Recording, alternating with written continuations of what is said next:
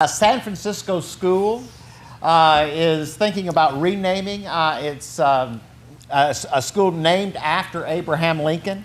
And they're saying this is going to happen because the former president did not demonstrate that black lives mattered to him.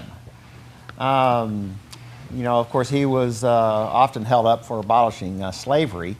But a lot of negative things have been written about him over the last several years, and he's not the only one on the chopping block. Teddy Roosevelt and Dianne Feinstein. Yeah, she's going to lose her elementary school because she left the Confederate flag, allowed it to fly outside City Hall too long. Yeah.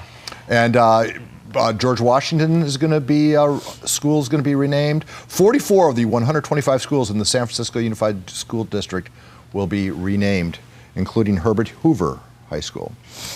Isn't that interesting? And the military bases, too. Mm-hmm.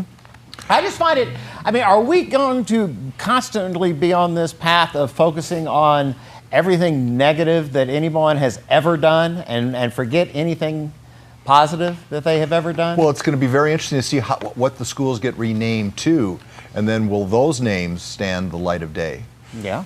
Because everybody's, that light of scrutiny shines both ways. So we'll see how it plays out. But, are you surprised this is happening in San Francisco? It's pretty progressive. No. A pretty liberal spot. Well, no. I think there's a focus and a shift happening nationally, and this is one of the ways to seek social justice. So it's odd because for so long Abraham Lincoln, and you still hear groups, I think progressive groups that favor Abraham Lincoln. We saw when one of his statues was going to be taken down in Chicago? Vandalized or taken down. There were groups protecting him, saying no, this is all being misunderstood and taken too far. So I think you find people on both sides of the issue with him. And certainly Dianne Feinstein has a record, but it shows you the power of the curriculum, because what you're taught. I grew up thinking Abraham Lincoln was the person who united the country and who ended slavery. And now I'm at age, what am I, 40 years out of high school? 42 years out of high school? I'm now being taught differently.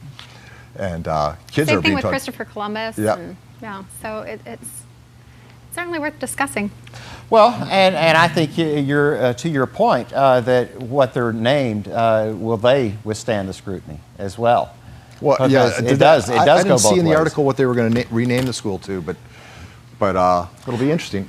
They're removing from Dixie State. They're removing the name Dixie, and I understand what that is associated with, but also.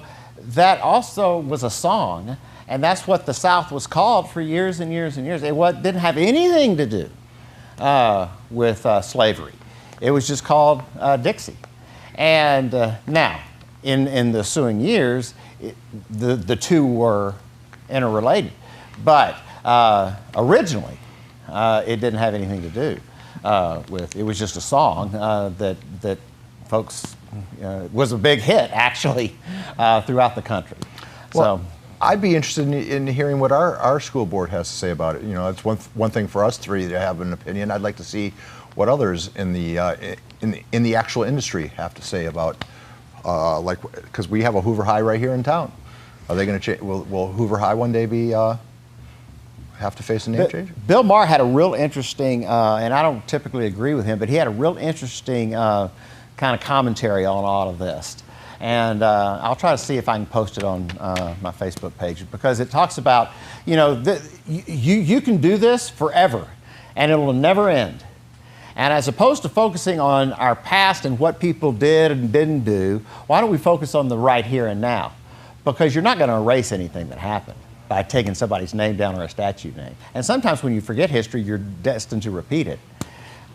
And so... It's happening, so we will. I think it'll be a subject of conversation in the coming days. I think it's a good conversation to have. Right. Thanks, Mark.